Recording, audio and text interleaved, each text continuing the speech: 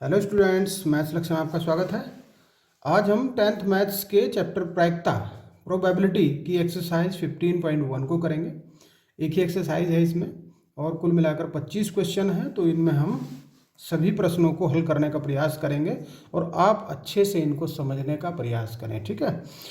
और इससे पहले के जितने भी चैप्टर हैं सब अपलोडेड हैं, सभी आपने अगर कोई नहीं देखा है तो उन सभी को देख लें और वीडियो पसंद आती है उनको लाइक करते जाएं और चैनल को सब्सक्राइब नहीं किया है सब्सक्राइब कर दें, बेल आइकन प्रेस कर दें ताकि सभी नोटिफिकेशन आपको प्राप्त हो सके।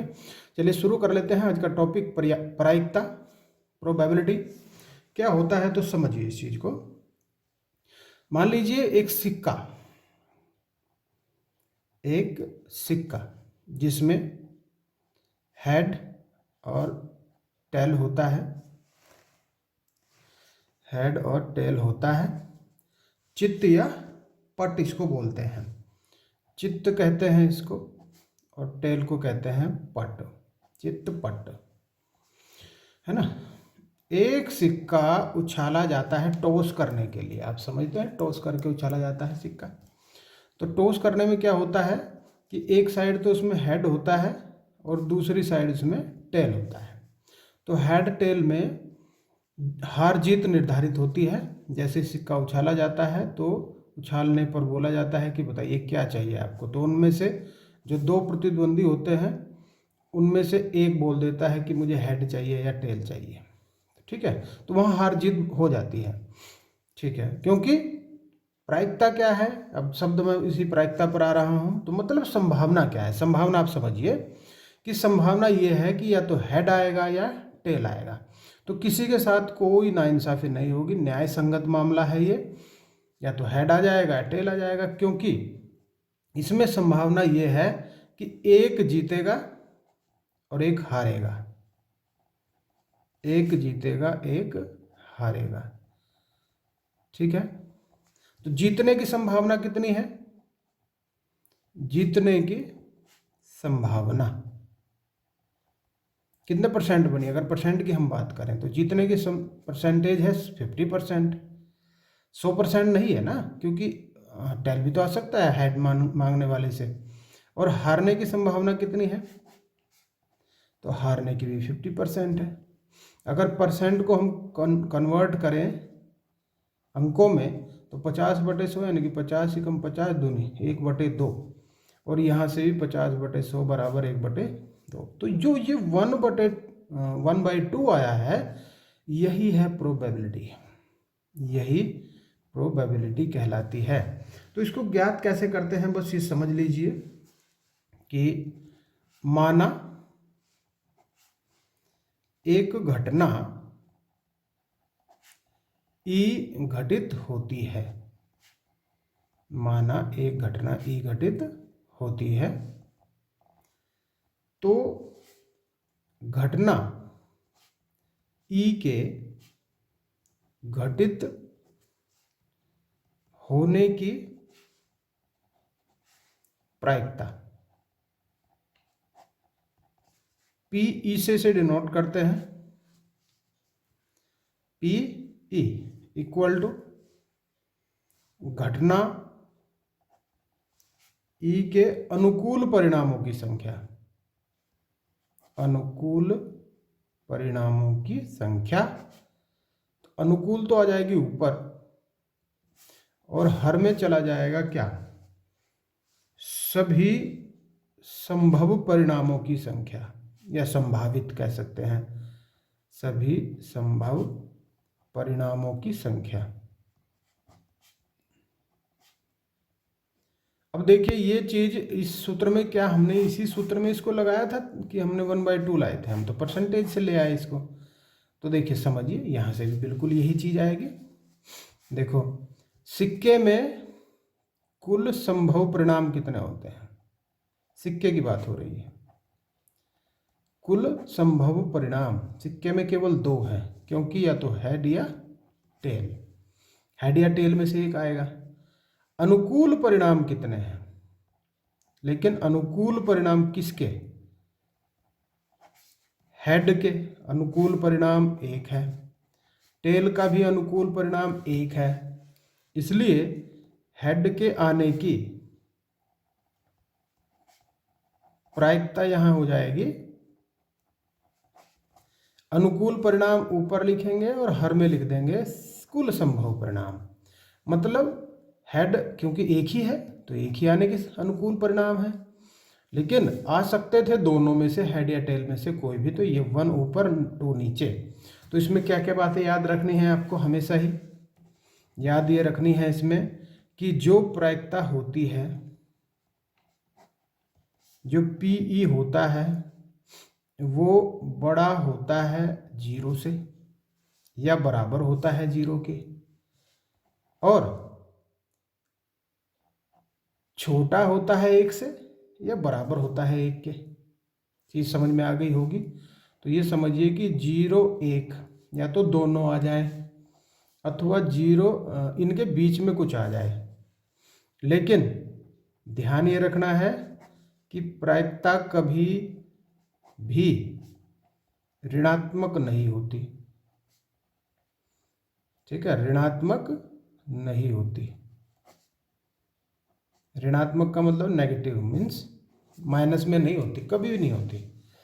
और 0 से छोटी, वो तो मैंने बता ही दिया वैसे, माइनस समझ लो आप, तथा 1 से बड़ी नहीं होती। ये भी बात आपको ध्यान रखनी है कि 0 हो सकती है, 1 भी हो सकती है, इनके बीच में भी हो सकती है, लेकिन 1 से बड़ी नहीं हो सकती, 0 से छोटी नहीं हो सकती। तो इन चीज़ों का आप ध्यान रखेंगे। एक और टॉपिक यहाँ पे आप इसको याद कर लें, समप्रायिक क्या होता है इसको समझ लीजिए। एग्जाम इधर क्वेश्चंस में आएगा, आगे जो भी आपके पास क्वेश्चंस हैं। समप्रायिक क्या होता है, तो देखो हेड टेल में आप समझ लीजिए कि जब सिक्का उछला, सिक्का उछलने पर हेड के चांस भी उतने ही हैं, टेल के चांस भी उतने ही हैं। चांस मतलब प्रायिकता कह सकते हैं, प्रोबेबिलिटी कह सकते हैं।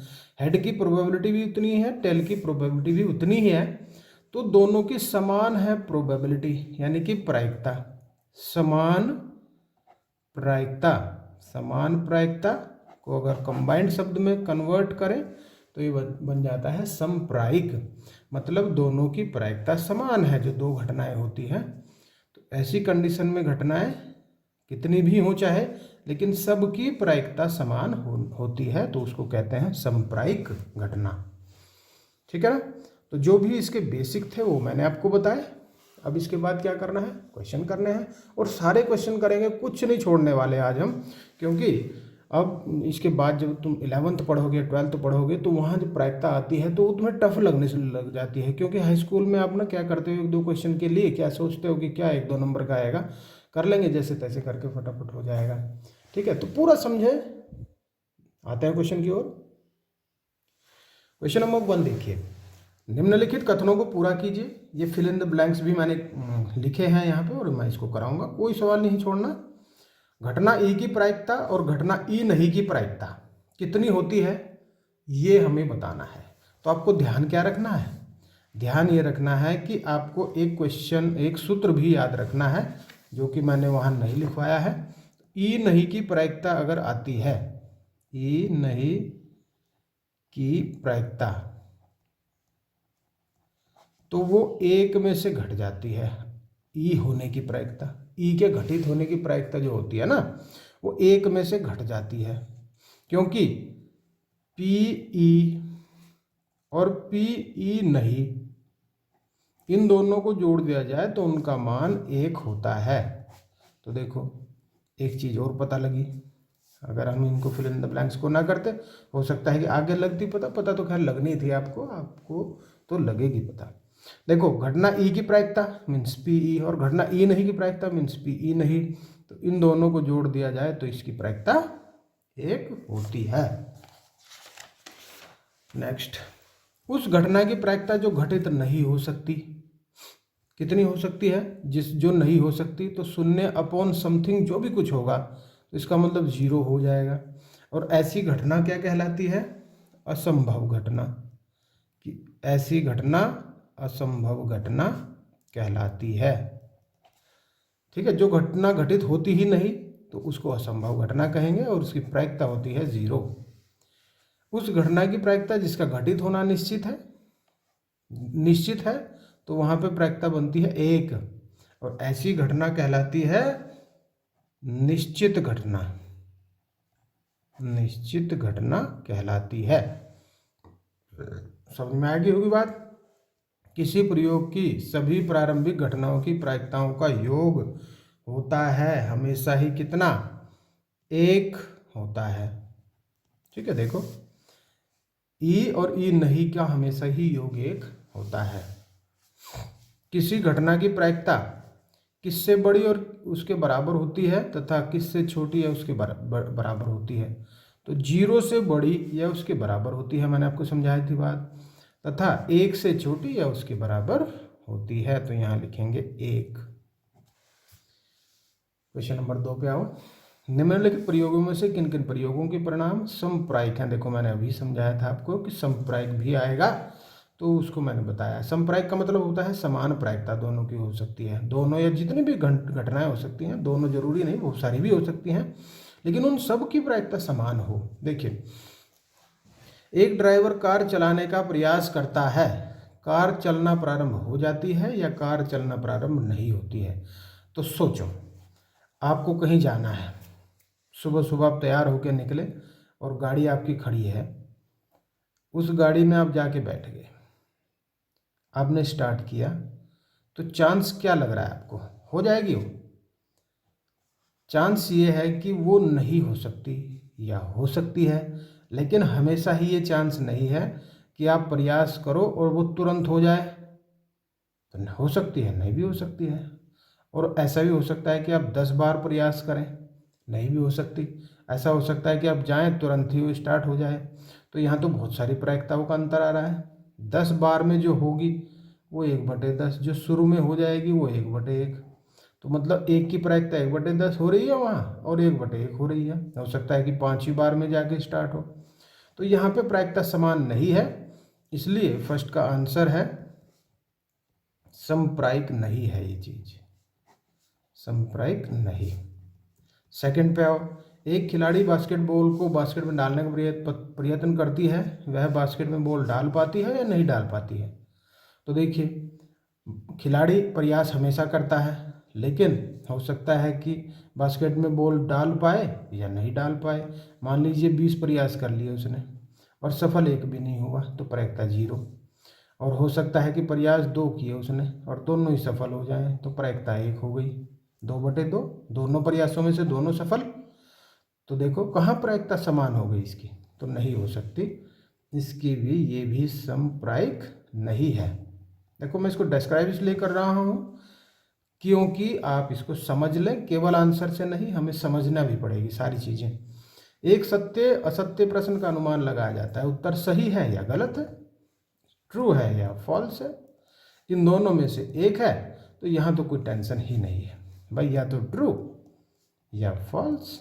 तो 1/2 ही इसकी प्रायिकता, 1/2 ही इसकी प्रायिकता, जैसे सिक्के वाली बात हो गई। तो थर्ड का आंसर बनेगा समप्रायिक है। ओके, फिफ्थ थर्ड का आंसर है ये। फोर्थ पे आओ। एक बच्चे का जन्म होता है, वह एक लड़का है या एक लड़की है। तो किसी बच्चे के चांस क्या बनते हैं, या तो एक बॉय हो या गर्ल हो। और तीसरा जो जेंडर होता है, अगर आप उसकी भी बात कर लें, जैसे कानून ने भी उसको मान्यता दी है, तो फिलहाल के संदर्भ में देखा जाए तो समप्रायिक नहीं है, समप्रायिक नहीं है ना। या तो लड़का या लड़की, इसके अलावा भी तीसरा जेंडर है, थर्ड जेंडर, तो उस हिसाब से देखें तो नहीं है। लेकिन अगर सही सही से देखें, अगर पॉजिटिविटी में देखें, तो ये समझ लीजिए कि भाई वो या तो लड़का होगा या लड़की होगी, मत देखो ना फिलहाल थर्ड जेंडर को। तो इसलिए समप्रायिक है हमारी ओर से फिलहाल हरी झंडी, और सुप्रीम कोर्ट की मान्य तो नहीं है। ठीक है, चलिए नेक्स्ट क्वेश्चन की ओर। Question number 3। फुटबॉल के खेल को प्रारंभ करते समय यह निर्णय लेने के लिए कि कौन सी टीम पहले बॉल लेगी, इसके लिए सिक्का उछालना एक न्यायसंगत विधि क्यों माना जाता है। कोई भी खेल होता है उसमें क्या करते हैं, सिक्का लिया जाता है, उसमें हेड टेल चेक किया जाता है कि जिसके पास जो मांगेगा, अगर वो मिल गया तो टॉस जीत जाएगा, टॉस बोलते हैं उसको, टॉस जीत जाएगा, नहीं तो हार जाएगा। तो चांस कितने बनेंगे देखिए जरा। मान लीजिए किसी ने हेड मांगा है, तो हो सकता है हेड आ जाए, हो सकता है ना आए। आ जाए तो 1/2, ना आए तो 0/2, यानी कि या तो 1/2 प्रायिकता उसकी, और या क्या, या नहीं आने की भी प्रायिकता 1/2 ही होगी, 0/2 नहीं। देखो ध्यान से समझिए क्यों, क्योंकि होने की प्रायिकता जब 1/2 आई है, तो ई नहीं की प्रायिकता कितनी आएगी, ई नहीं कि 1 में से 1/2 को घटा देंगे तो 1/2 ही आएगी। तो होने की भी उतनी है, ना होने की भी उतनी है, दोनों समान। टेल की भी वही बात है, दोनों की यही आएगी। तो न्याय संगत ही है, हमेशा ही 50-50 चांस है, 50-50 चांस है, इसलिए न्याय संगत है। ठीक है, और यही हमेशा ये ही विधि अपनाई जाती है, क्योंकि इसमें चांस, प्रायिकता, प्रोबेबिलिटी 1/2 है। निम्नलिखित में से कौन सी संख्या किसी घटना की प्रायिकता नहीं हो सकती? तो मैंने बताया है आपको, बोलो बोलो बोलो, कौन सा सही? बिल्कुल बी, क्योंकि प्रोबेबिलिटी कभी भी नेगेटिव नहीं हो सकती या होती। तो right answer will be B answer. Question number 5, PE दिया है और पूछा है ई नहीं की प्रायिकता। तो पीई नहीं निकालने के लिए 1 में से पीई को घटा देते हैं, इसलिए 1 माइनस 0.05। 1 में से ही क्यों घटाते हैं, मैंने ये भी बताया था आपको कि पीई प्लस पीई नहीं बराबर 1 होता है, दोनों का योग, इसलिए 1 में से इसको घटाएंगे 0.95 आ जाएगा।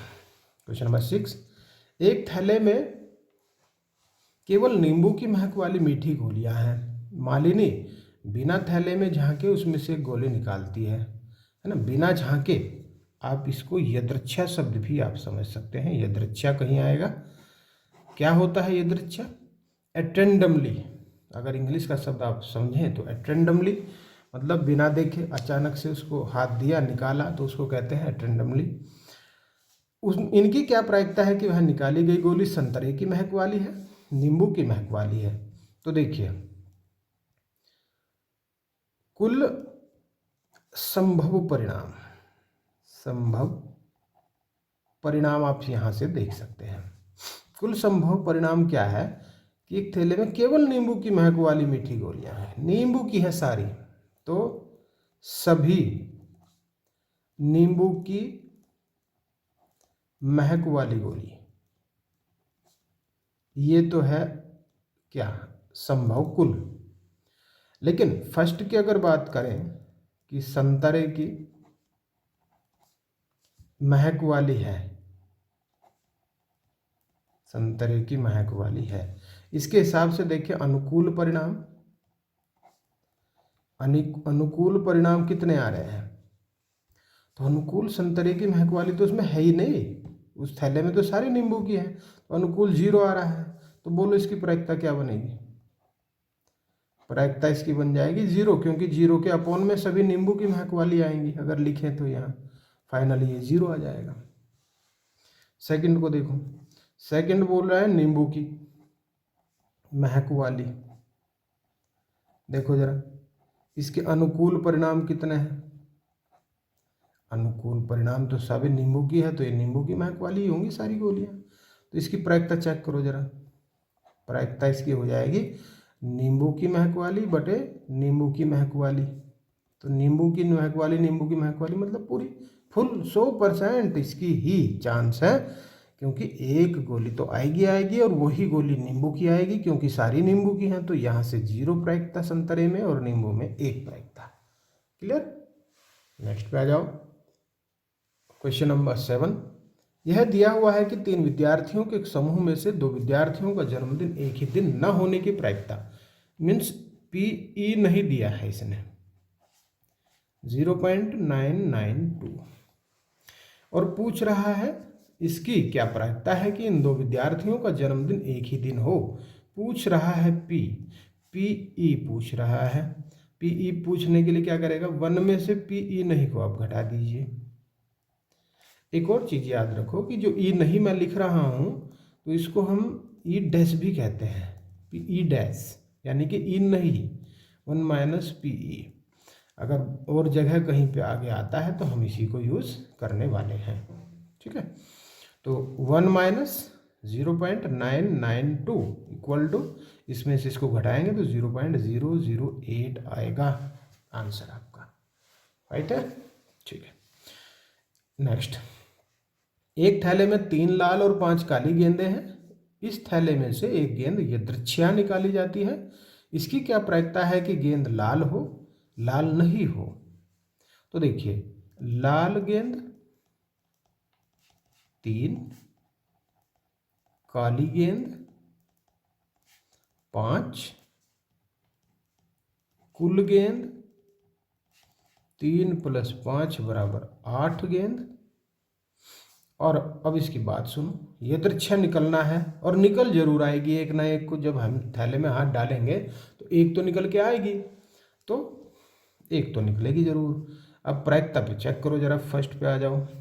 गेंद लाल होने की प्रायिकता, लाल होने की प्रायिकता पूछी है इसने। देखिए, लाल के लिए क्या करेंगे हम, अनुकूल परिणाम देखेंगे। अनुकूल परिणाम, लाल होने के अनुकूल परिणाम वे आएंगे जितनी लाल की संख्या है। लाल की संख्या है 3, और कुल संभव परिणाम, मतलब जब हम बॉल को निकाल रहे हैं तो जरूरी नहीं है कि वो क्या आए, लाल आए, हो सकता है कि काली भी आ जाए। तो कुल संभव जो होती है वो कुल गेंद होती है, कुल गेंद हो जाएगी यहाँ पे। तो ये है 8। अब यहाँ की जो प्रायिकता है आप वो निकाल सकते हैं। प्रायिकता, प्रोबेबिलिटी बराबर अनुकूल परिणाम 3 और कुल संभव परिणाम 8। आंसर आ गया। सेकंड पे आओ। सेकंड बोल रहा है लाल नहीं की प्रायिकता। तो देखिए, लाल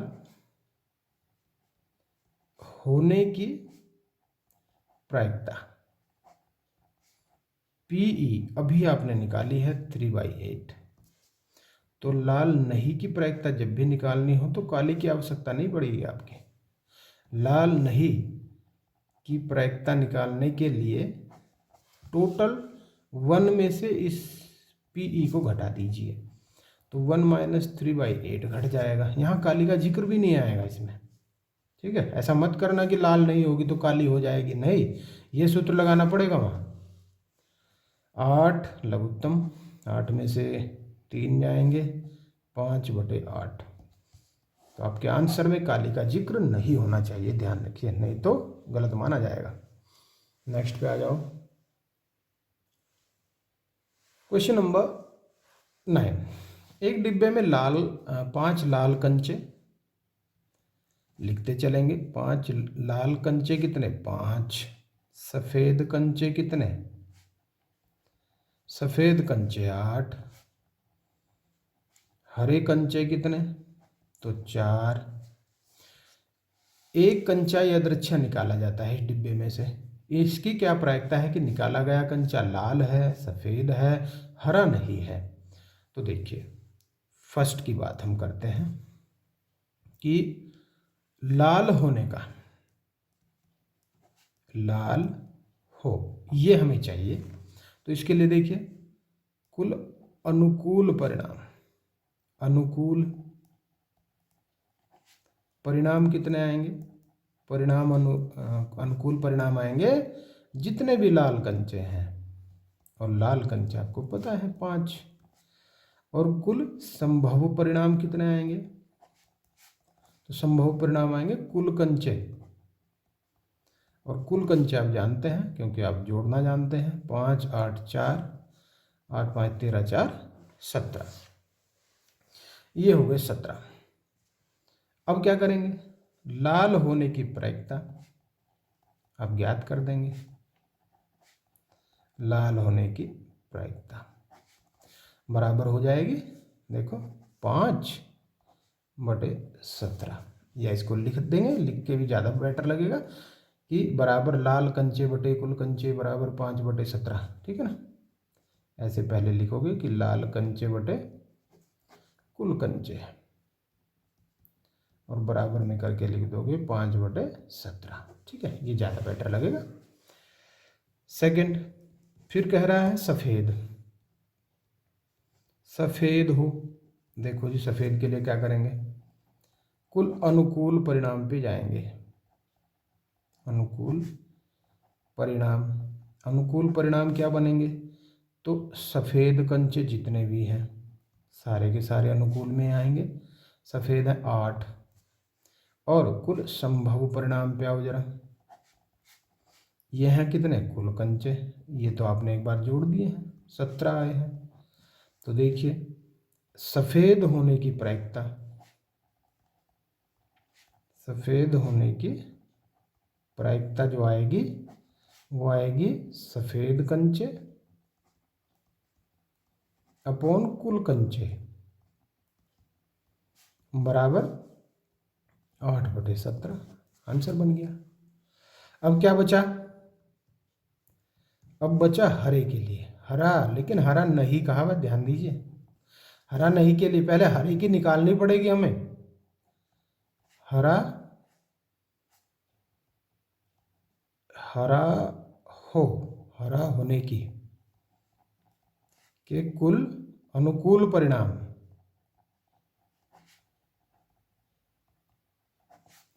अनुकूल परिणाम कितने आएंगे हरे के, देखो हरे कितने हैं 4, और संभव 17। तो इसकी प्रायिकता क्या बनेगी, हरा होने की प्रायिकता जो बनेगी वो बनेगी 4/17। लेकिन हरा नहीं की प्रायिकता, हरा नहीं होने की प्रायिकता जो हो जाएगी वो टोटल 1 में से हरा होने की घट जाएगी। ध्यान दो, इसमें हमें लाल और सफ़ेद का जिक्र नहीं करना, हमें अपने सूत्र को लगाना है। तो 17 एकम 17 - 4 यानी कि 13/17। तो देखो इसका आंसर आएगा 13/17। ठीक है, समझ में आया होगा, बहुत आसान सा सवाल बन गया। चलो फिर नेक्स्ट क्वेश्चन की ओर चलते हैं। एक पिग्गी बैंक में 50 पैसे के 100 सिक्के, लिखो 50 पैसे के सिक्के, 100 और 1 रुपए के 50 सिक्के, और 2 रुपए के 20, और 5 रुपए के 10 सिक्के। और भाई जब कुल संभव परिणाम की बात आएगी, कुल संभव परिणाम की कहीं भी बात आएगी, तो यहाँ पे जो आंसर आएगा, मीन्स परिणाम आएंगे, वो कुल सिक्के होंगे जो कि हैं कितने, 100, 50, 20 और 10, 180। अब इसकी बात सुनो जरा। एक पिग्गी बैंक में, पिग्गी बैंक जानते हैं आप क्या होता है, गुल्लक, शब्द सुना, गुल्लक। गुल्लक में अपने पैसे जमा कर रखे हैं, 50 पैसे के 100, 1 रुपये के 50, 2 रुपये के 20, 5 रुपये के 10। यदि पिग्गी बैंक को हिलाकर उल्टा करने पर कोई एक सिक्का गिरने के परिणाम समप्रायिक हो, मतलब समप्रायिकता समान है दोनों की मतलब 4 इंसिडेंट हैं इन सब की, तब इसकी क्या प्रायिकता है कि वह गिरा हुआ सिक्का 50 पैसे का होगा, 5 रुपये का नहीं होगा। देखो फर्स्ट, 50 पैसे का सिक्का होने की प्रायिकता बराबर आएगी 50 पैसे के कुल सिक्के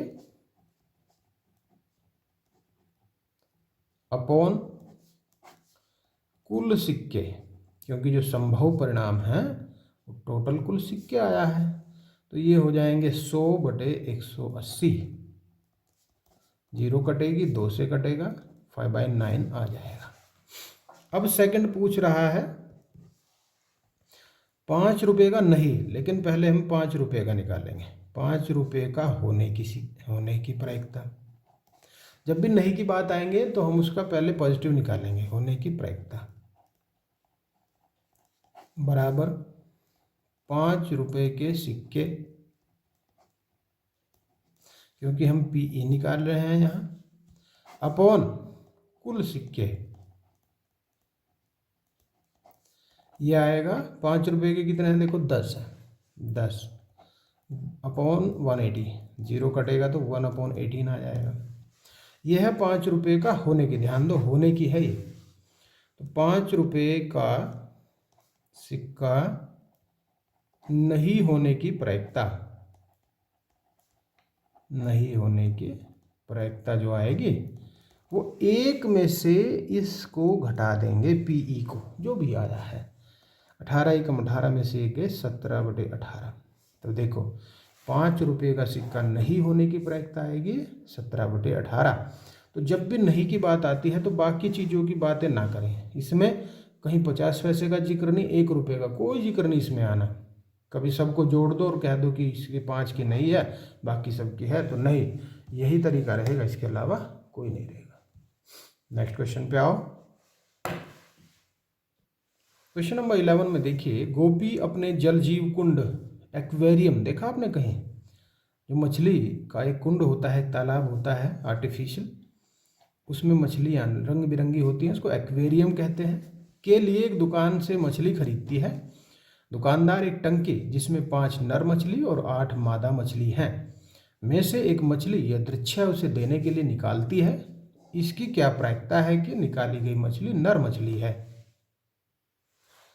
देखिए यहाँ पे नर मछली कितनी है लिखो 5, मादा मछली कितनी है ये भी लिखो 8। अब लिखो कुल मछली कितनी है, क्योंकि जब भी हमें कुल संभव परिणाम की बात करनी होगी तो हमें इन्हें जोड़ना पड़ेगा। कुल मछलियाँ हैं 13। निकाली गई मछली नर मछली होने की प्रायिकता हमें चाहिए, बस नर मछली। तो नर मछली होने की प्रायिकता बराबर यहाँ से आएगी कुल नर मछली जितनी भी हैं अपॉन कुल मछली, क्योंकि यहाँ पे कुल संभव परिणाम कुल मछली है। तो ये आ जाएगा 5/13, बस 5/13। ये आंसर आ गया आपका आसान सा, बस इससे ज़्यादा आसान और क्या हो सकता है। नेक्स्ट पे आ जाओ, ज़रा थोड़ा सा और दिमाग लगाओ। क्वेश्चन नंबर 12, संयोग के खेल में, चांस का खेल है ये, जिसको सट्टा कह सकते हैं आप। एक खेल में एक तीर को घुमाया जाता है जो विश्राम में आने के बाद संख्याओं 1 2 3 4 5 6 7 8 में से किसी एक संख्या को इंगित करता है। यदि ये सभी परिणाम समप्रायिक हों तो इसकी क्या प्रायिकता है कि यह तीर इंगित किसको करेगा, 8 को करेगा, एक विषम संख्या को करेगा, 2 से बड़ी संख्या को करेगा, 9 से छोटी संख्या को करेगा। तो देखिए जो इन चारों क्वेश्चंस में कॉमन बात रहने वाली है वो रहेगी कुल संख्याएं, बल्कि कुल ना लिख के मैं लिखूंगा इसको संख्याएं। क्या क्या है देखो 1 2 3 4 5 6 7 8। हाँ अब लिखेंगे कुल संख्याएं। कुल संख्याएं देखो कितनी है, सारी मिला के 8 ही हैं, है ना, टोटल 8 है। तो इन दोनों चीज़ों की हमें आवश्यकता पड़ने वाली है। अब हम फर्स्ट पे आ जाते हैं, 8 को करेगा, तो 8 को करेगा का आंसर है 8 को इंगित करने की प्रायिकता। कैसे इंगित करता है आप समझते हैं इसको। देखो क्या होता है, एक टेबल होती है, इसमें सट्टा खेलना नहीं सिखा रहा हूँ आपको, आप बुरा मत माने, बस बता रहा हूँ कि ऐसे होता है कि एक मेज होती है, उस पर ये तीर होता है, इस प्रकार से ये अंक होते हैं 8, ठीक है। तो क्या होता है कि इसे घुमा दिया जाता है मेज को, और ये जो तीर है ये तीर रहता है क्या स्थिर, अथवा दूसरा तरीका ये है कि इस तीर को घुमाया जाता है और मेज स्थिर, 2 टाइप से होता है। तो ज़्यादा मुझे नहीं पता, सट्टे को ज़्यादा मैं नहीं जानता। चलिए ये तीर कहीं एक निशान पे आके रुक जाएगा, मेज घूमे या तीर घूमे, रुकना तो तीर के सामने ही किसी नंबर को पड़ेगा। तो ऐसा मान के चलते हैं कि ये कहीं ना कहीं किसी न किसी नंबर के सामने ज़रूर रुकेगा, क्यों? क्योंकि इसने बोल दिया कि परिणाम सांप्रायिक है। ये चीज बोल के इसने पक्का कर दिया कि रुकेगा तो जरूर किसी नंबर के सामने ही। तो ठीक है, 8 को इंगित करने की प्रायिकता देखिए कितनी है। 8 अंक, 8 अंकों की संख्या या 8 की संख्या अपॉन कुल संख्या। अब 8 देखो कितने हैं इसमें, तो एक ही अकेला है 8, एक, और कुल संख्या 8, तो आ गया उत्तर 1/8। सिंपल। सेकंड, एक विषम संख्या, एक विषम संख्या ये पूछ रहा है, तो पहले हमें विषम संख्याएं देखनी चाहिए, इसमें कितनी है विषम संख्याएं। इसमें है 1, 3, 5, 7, और अब कर लेना चाहिए हमें कुल विषम संख्याएं।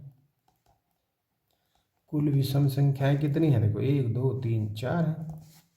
कुल संख्याओं का तो हमें पता ही है, तो विषम, एक विषम संख्या आने की प्रायिकता बराबर कुल विषम संख्याएं अपॉन कुल संख्याएं। कुल विषम है 4, देखो ये भी आई, और कुल है 8, 4 एकम 4 दूनी 8, यानी कि 1/2। और देखो थर्ड को देखो, इसने बोला है 2 से बड़ी संख्याएं, तो 2 से बड़ी संख्याएं पहले निकाल लो। 2 से बड़ी संख्याएं तो 3 हो सकती है, 4 हो सकती है, 5 हो सकती है, 6 हो सकती है, 7 भी हो सकती है, 8 भी हो सकती है। 2 से बड़ी तो ये सारी हो सकती है, 6, 1 और 2 नहीं हो सकती। ठीक है, तो कुल कितनी है, कुल 2 से बड़ी संख्याएं, 2 से बड़ी संख्याएं देखो जरा गिन के 6 हैं, तो प्रायिकता देखो यहाँ कितनी आएगी, फिर इसकी प्रायिकता आ जाएगी 6/8, यानी कि 3/4। ये भी हो गया। अब चौथे को देखो जरा, चौथा कह रहा है 9 से छोटी संख्या। देखो 9 से छोटी संख्याएं क्या क्या हैं, पहले ये देख लेते हैं। 9 से छोटी तो 1 भी है, 2 भी है, 3 भी है, 4 भी है, 5 भी है, 6 भी है, 7 भी है, 8 भी है, तो सारी की सारी 9 से छोटी हैं। कुल संख्याएं कितनी है, इसका मतलब ये कुल संख्याएं तो ये 8 है, तो इसकी प्रायिकता क्या बनेगी फिर, प्रायिकता बड़ी आसान, 8 अपॉन कुल संख्याएं 8, तो पूरी प्रायिकता है 100%, एक प्रायिकता बन गई इसकी, इससे ज़्यादा प्रायिकता होती नहीं है। तो देखिए क्वेश्चन नंबर 12 भी हो गया, समझ गए होंगे आप। क्वेश्चन नंबर 13 में एक पासे को एक बार फेंका जाता है, निम्नलिखित को प्राप्त करने की प्रायिकता ज्ञात कीजिए। एक अभाज्य संख्या, 2 और 6 के बीच स्थित कोई संख्या, एक विषम संख्या। तो पासे के पहले अंक देख लीजिए। पासे के जो अंक होते हैं वो होते हैं 6, 1, 2, 3, 4, 5 और 6। कुल अंक ये होते हैं 6, कुल अंक 6 लिख दोगे। अब फर्स्ट पे आ जाओगे, एक अभाज्य संख्या, इनमें से ही हमें चूज करनी है अभाज्य संख्या।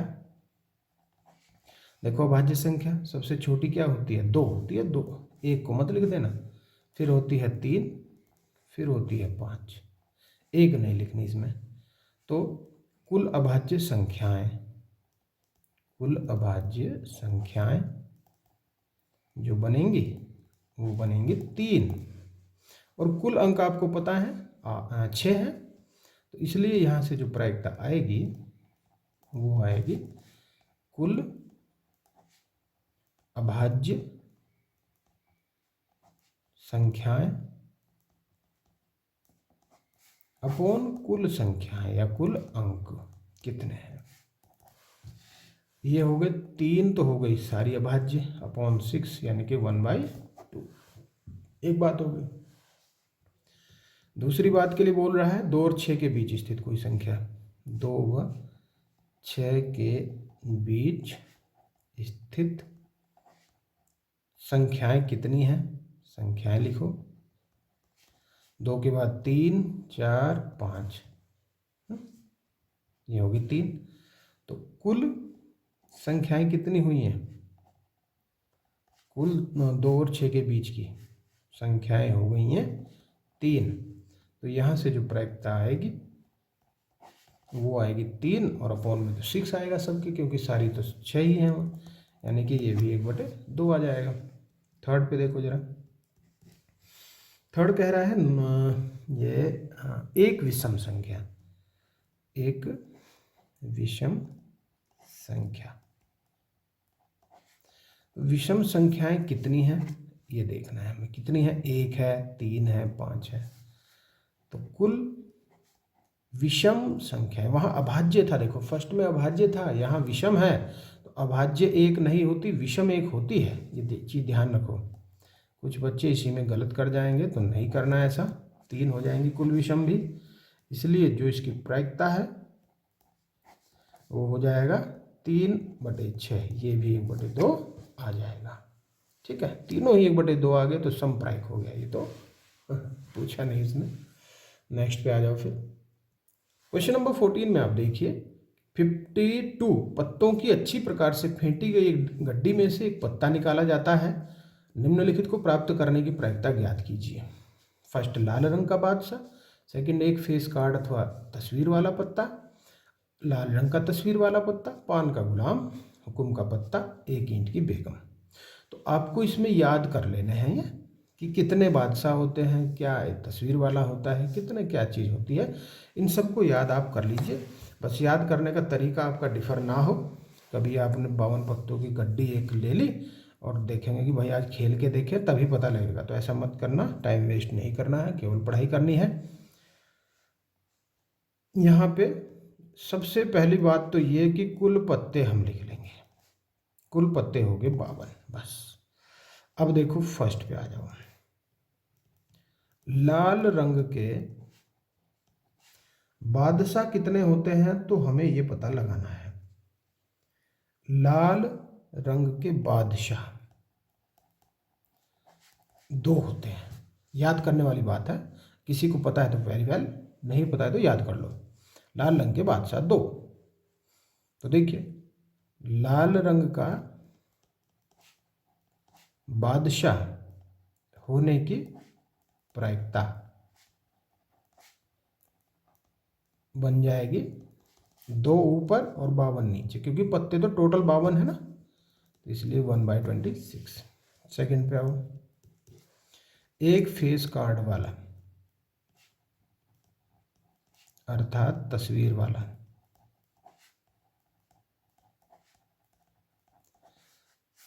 की प्रायिकता बराबर होगी फेस कार्ड अर्थात तस्वीर वाले पत्ते, सीधा सूत्र में लिख दो, क्या दिक्कत आ रही है, बटे कुल पत्ते। कितने होते हैं, तो ये होते हैं 12। ये 12 पत्ते होते हैं, याद रख लेना। एक फेस कार्ड वाले 12 पत्ते होते हैं 52 में से, तो 4 से इसको काट सकते हैं, हाँ काट सकते हैं 4 से, तो ये आ जाएगा 3/13। फिर थर्ड करना है, थर्ड है लाल रंग का तस्वीर वाला पत्ता। लाल रंग का तस्वीर वाला पत्ता होने की प्रायिकता बराबर लाल रंग के तस्वीर वाले पत्ते अपॉन कुल पत्ते। देखो, लाल रंग के तस्वीर वाले पत्ते कितने होते हैं, तो ये होते हैं 6, 2 3 6 और 2 से ये कट जाएगा, 3/26 आ जाएगा। अब देखिए, पान का गुलाम, पान का गुलाम की प्रायिकता बराबर आएगी पान का गुलाम के कुल पत्ते अपॉन कुल पत्ते। पान का गुलाम के पत्ते कितने होते हैं टोटल, बताओ भाई, जिसे पता है। एक होता है, ठीक है, एक ही, हमें भी पता है एक होता है। पांचवा देखो, हुक्म का पत्ता। इसमें तो मज़ा आ रहा होगा ना क्वेश्चन में, खेल की बात हो रही है ना, स्टूडेंट तो खेल की बात से बहुत खुश हो जाते हैं। हुक्म का पत्ता होने की प्रायिकता, होने की प्रायिकता बराबर होगा हुक्म के कुल पत्ते अपॉन कुल पत्ते। हुक्म के कुल पत्ते कितने होते हैं, बिल्कुल सही समझे आप, 13 होते हैं। याद है आपके, ठीक है जी, याद ही होने चाहिए। 13 एकम 13 चौके 52, ये आ गया 1/4। फिर आ जाओ छठी बात पे। छठी बात है ईंट की बेगम। बताओ भाई, ईंट के यहाँ भी बेगम होती है। ईंट का की बेगम होने की प्रायिकता बराबर ईंट की बेगम के कुल पत्ते अपॉन कुल पत्ते बराबर ईंट की बेगम के पत्ते कितने होते हैं, तो ये होते हैं, बिल्कुल सही से समझे आप, ये भी 13 ही होते हैं, है ना, 13 होते हैं। ईंट की बेगम के पत्ते कहाँ 13 हो जाएंगे, ये तो एक होता है, मात्र एक होता है भाई, यानी कि 1/52। एक ईंट की बेगम एक ही होती है, बेगम तो ज़्यादा होती भी नहीं, ना होनी चाहिए, सिर दर्द कर देगी बेगम तो। ठीक है जी, चलिए, तो देखिए क्वेश्चन नंबर 14 तक मैंने करवा दिया है। अब हम करेंगे अगले अगले पार्ट में, नेक्स्ट पार्ट में, नेक्स्ट वीडियो में इसको लेकर आएंगे। क्वेश्चन नंबर 25 तक सारे क्वेश्चन करने हैं। ठीक है, वीडियो पसंद आती है लाइक कर दीजिए, चैनल को सब्सक्राइब नहीं किया है सब्सक्राइब कर दीजिए। Okay, thank you.